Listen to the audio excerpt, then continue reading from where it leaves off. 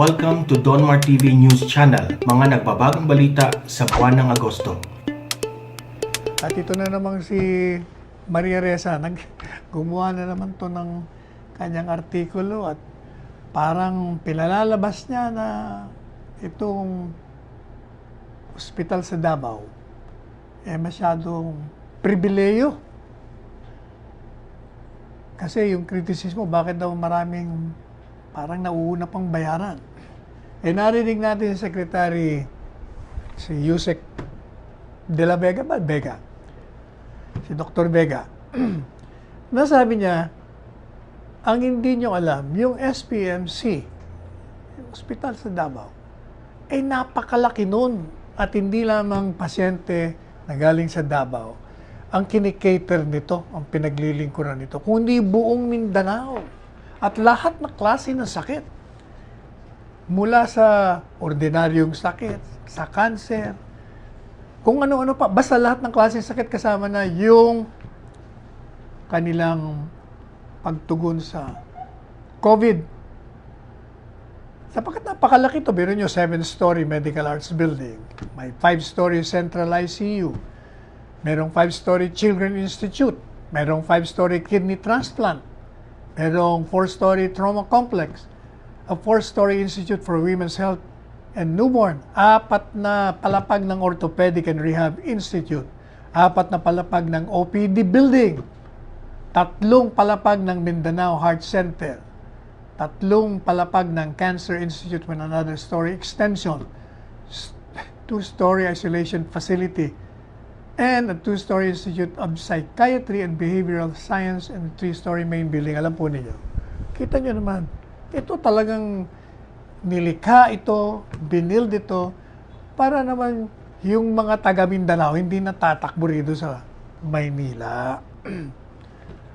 Kaya talagang kailangan bigyan natin ng pondo yon. Katunayan, ito ang lumalabas na pinakamalaking ospital sa buong Pilipinas.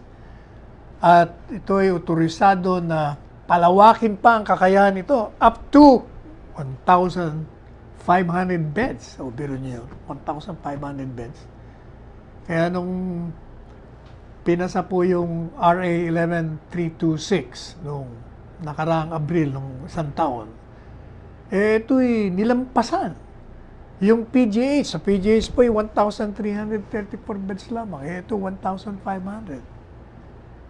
At itong hospital na ito ay pinalitan po ang pangalan, ginawang Southern Philippines Medical Center to reflect the ongoing expansion and growing ability to cater to the needs of patients not only in Davao City but throughout Mindanao.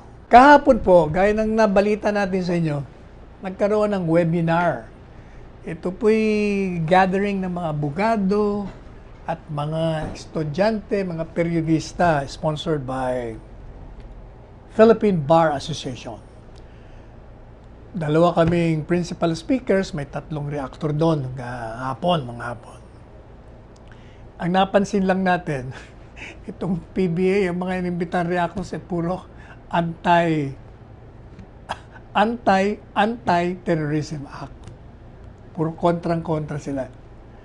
At itong yung kaibigan nating Dean, na si Mel Santa Maria, passionate yung kanyang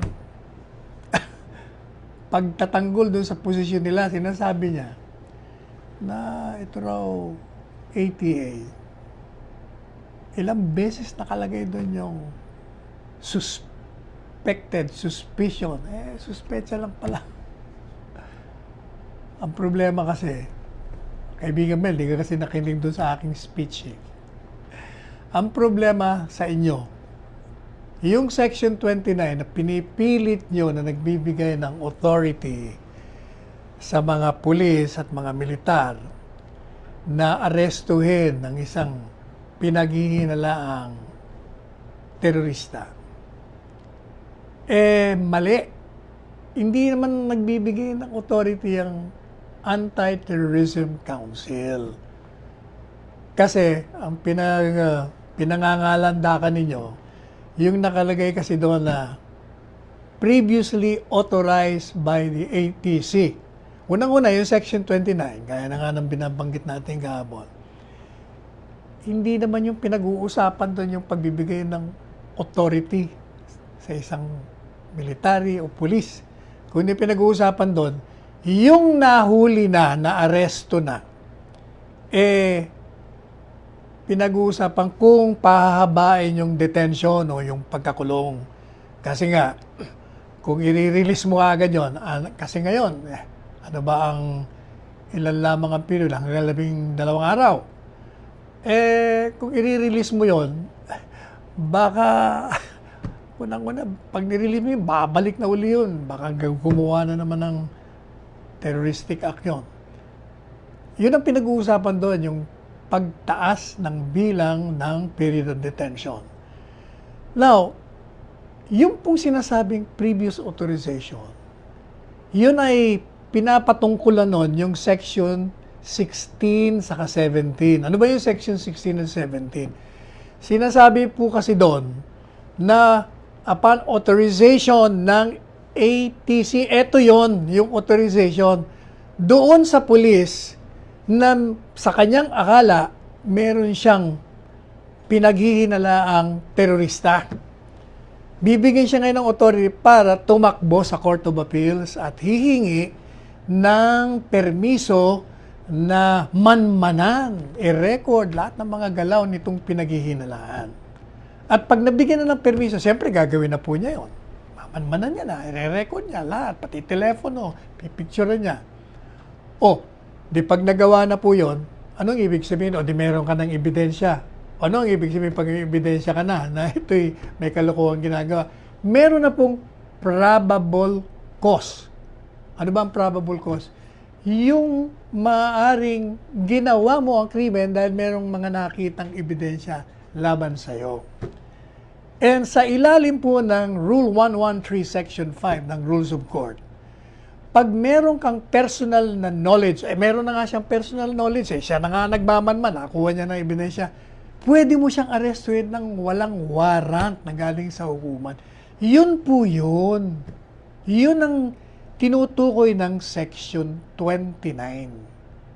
Dati nang merong permiso sa Court of Appeals na magmanman, nakakuha ng ebidensya, at naaresto na.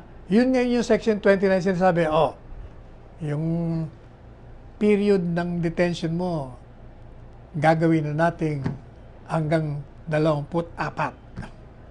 Yun po yun kayo naman kasi, basahin nyo naman ng maigi. Hindi po pwedeng you read the provision independently from the other provisions.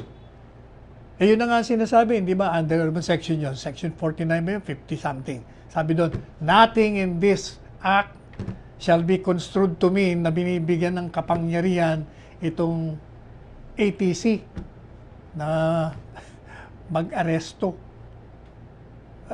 Maliwanag naman po yun. Anyway, meron pa tayong isang paksain doon na ni-raise. Ang nag-raise siya, tanong si Attorney Carlo Cruz. And then, meron din nagtanong.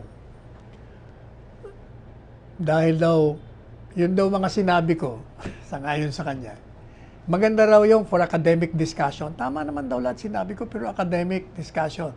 Ang problema daw, yung mga sinabi ko, hindi naman daw nangyayari on the ground. Iba daw yung implementation. Halimbawa, sabi niya, kagaya niyan, ito si Senador Bongo daw. Bakit daw nag-react dun sa false news sa kanya at tumawag ng NBI at pinapaimbestigahan? Nagkakaroon daw ng chilling effect. Teka muna. Attorney Celso, ikaw naman. Although pinupuri niya ako daw po. Buti pa daw ako, tsaka sa sekretarya nyo, kahit na anong banat sa amin, hindi raw kami nagdidemanda. Unang-una, kahit anong banat nyo sa akin, hindi ko naman nababasa. Pag nabasa ko naman, natatawa lang ako. Ganito yon, Attorney Celso. Meron tayong cybercrime law. Ano naman gustong gawin mo sa batas na ito? Papabayaan lang natin dyan, natutulog, hindi mo gagamitin. Kaya nga nagkaroon ng cybercrime law upang tigilan ang paninira, magkalat ng mga false news at lahat na uri ng masamang mga patungkol sa mga tao na hindi naman totoo o sa institusyon. Merong false news kay Secretary Bongo. Kaya, ang feeling niya, nilalabag mo yung aking karapatan at kailangan pairalin natin ang batas. Bakit naman pwede si VP Lenny na nag-file din, naghain din ng cybercrime law? Ba't di nyo kinikriticize yun? Dahil kakampi nyo. Yan nga ang problema. Pagkakampi nyo, okay lang. Pagkalaban, ay mali. Bakit ka naman you should not be onion skin. O ba't di mo sabihin yung kay VP Lenny? Ayan naman ang problema sa inyo. Kaya sabi ko sa PBA, kayo naman, sana naman, ginawa niya namang yung composition ng mga reactors. Yung balance naman, may kontra, may pabor, hindi puro tatlong kontra. Although, sanay naman po tayo sa maraming kakontra. Diyan na yata tayo lumaki. Di ba, nung ako yung nagpa-practice, yung mga kliyente ko, ang public perception, guilty na. Pero na-absuerto naman kasi nga, iba yung public perception doon sa ebidensya na makikita ng hukuman. So I hope na ayos na natin yung cybercrime law kasi po, we have to enforce the law. Kahit na sino ang involved. Kaya nga tinatawag natin yung batas ni Presidente Duterte. Pinatutupad niya sa lahat. Kasi sangayon sa kanya, nung nangangampanya pa ito, sabi niya, ang problema dito sa Pilipinas, yung pagtupad sa batas, option na lamang, option. Pag kaya mong lumusot, hindi mo susundin. Pag malakas ka, hindi mo tutuparin ang batas. Pag mabibili mo yung hukuman, hindi mo tutuparin. Kay Presidente, hindi po pwede yan. Pairali natin ng batas sa lahat. Walang kaibigan dito. Walang kalyado. Lahat. Kung ano yung batas, yun na yun. Sabi nga, dura lex, sed lex. Mahirap man, masakit man, yun ang batas, tuparin natin. Di ba binibida ko sa inyo palagi? Sa kabinete, pag nagkakaroon ng mga usapin doon, kontrobersyal, isa lang ang sinasabi ni Presidente, ano ba ang batas dyan? Kung anong batas, yun na lang sundin natin. Pairalin. The law should be enforced equally to all. Now, balikan na po natin yung palagay ko, eto na naman, mawawala na naman tayo ng hininga dito. Kasi, inumpisan po natin yung mga accomplishments ni Presidente Duterte dun sa 4 na taon niya. Kasi maraming nagkikriticize dun sa mga kalaban na walang ginawa. Sus, Mariosep. Yung nga mga nanonood sa atin, shock na shock ang dami palang nagawa yan si Presidente. Naku ano pa lang ho yun, kalahati pa, kasi gumawa po ako ng articles dyan. 6 part 1 to part 6 na nilathala sa Daily Tribune. Yung pong binasa ko, wala pang kalahati. Ito yung kalahati ng part 1. Ano ito? Si Presidente ay naglunsad ng digmaan laban sa illegal na droga. Anong naging resulta? Ito po ang resulta. Ilang barangay ang nalinis at sinabing wala nang droga dyan. Mula nung pumasok siya hanggang nung Hunyo 2020. Alam nyo ba kung ilan? Aba, ibaba mo muna sandali. Yung pong 42,000 nating 45 barangays, 18,893 pong barangay na ang nalinis. Biro nyo yun, bago siya pumasok, ganun kadami ang infested nitong illegal na droga. Ano pa? Ano pang resulta ng digmaan sa droga ni Presidente?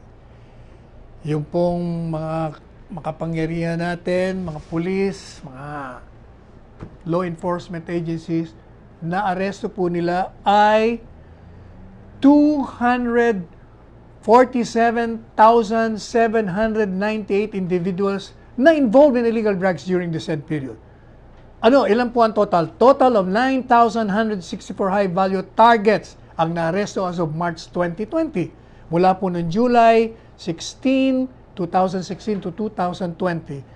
By nakatanggap po o nakasalba ng mga minor de edad, 3,211 minors na involved sa illegal drug activities. At kasama po rito, 1,719 pushers, 822 possessors. Ibig sabihin, in possession ng mga illegal drugs. Tapos ang mga gumagamit, 372. Ano pa ang mga nasira? 150 drug den. Tapos 11 drug den employees, 8 drug den maintainers, 2 cultivators and a runner. At dun po sa the same period na binanggit ko sa inyo, 555,314 drugs ang sumuko. At ito pong mga sumukong ito, sila ay nag-attend ng mga recovery or rehabilitation programs at nakatapos po silang lahat. Ilan ba ang sinirang mga drug dens? Aba, almost 5,000, 558. Tapos 14 na clandestine shabu laboratories, kasama na yung mga nasa munting lupa. At ilan ang kumpiska na worth ng illegal drugs, abay 52.22 billion pesos worth po ang nakumpiska. At kasama po rito yung 33.49 billion worth of shabu. Ito nung Hunyo 2022. So, Hulyo, Agosto, di pa natin na kukuha. Also, gaya ng nabanggit natin kanina about sa mga komunista, yung pamahalaan sa ilalim ni Presidente, gumawa ng mga estratehiya upang mapahinto yung pagkuha nila ng mga recruits. And as a consequence, hundreds, if not thousands, ng mga rebelding komunista ang sumuko na po at naibalik na sa lipunan. 13,000 ang membro ng CPP, NPA, NDF ang sumuko nationwide. Mula sa nung maupo si Presidente, 2016 ng July 1st hanggang sa June 12 ng 2020, 13,000 na ang sumuko. At hindi lamang yon, si Presidente Duterte matagumpay din na pahinto niya yung pagpalaganap at pag-expand pa ng mga extremist, yung mga terorista na nandito, pumunta na rito sa ating lugar. Kasama na rin yung mga iba pang galing sa iba't ibang panig ng mundo.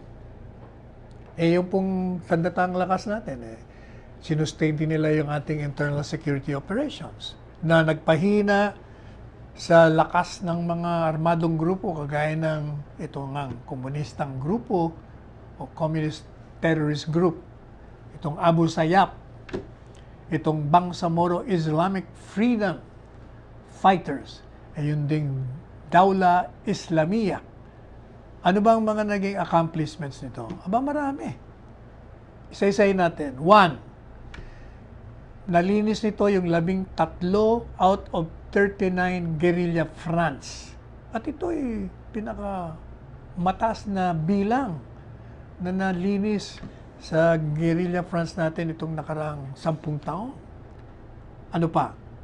Nagkaroon po ng deklarasyon ang Communist Terrorist Group na persona non grata sa 48 provinces, 609 cities and municipalities, 5,075 barangays, and 164 organizations, signifying the erosion of influence of CPP, NPA, NDF among the local population.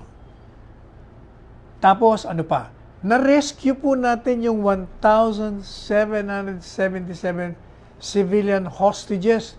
Abay, maraming na hostage. Yung Maute Group, na-neutralize din natin yung 920 Dawla Islamia members. Ang kasama niya yung leader nilang si Isnilon Hapilon. At kasama na rin yung mga iba pang mga personalidad ng Maute Group. Yan, sa ngayon, babalikan po natin ng konti lang tayong pahinga at babalikan natin yung mga accomplishments ni Presidente. We'll be back.